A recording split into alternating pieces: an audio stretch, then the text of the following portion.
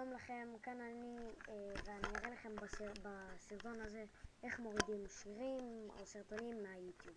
דבר ראשון, נכנסים לגוגל, יש לי את זה במועדפים, ואני אתן לכם לינק מתחת לסרטון. סורי, אני אתן לכם לינק, אתם נכנסים, וזה מופיע לכם כזה חלום, אוקיי? אתם נכנסים ליוטיוב, רושמים כל דבר, לא משנה מה, סתם נגיד שיר, לא משנה, אתם יכולים כל מה שבא לכם, משה פרץ וכל מיני, אבל רק אני חייב להגיד לכם שאיך שמורידים את זה, זה רק הצליל, לא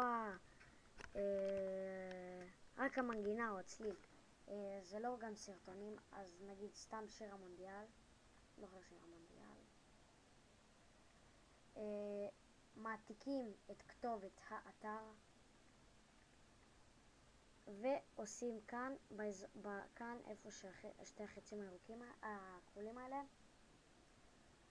עושים מדבק, מחפשים עוד, חפש, והנה זה מופיע כאן, הנה שיר המונדיאל,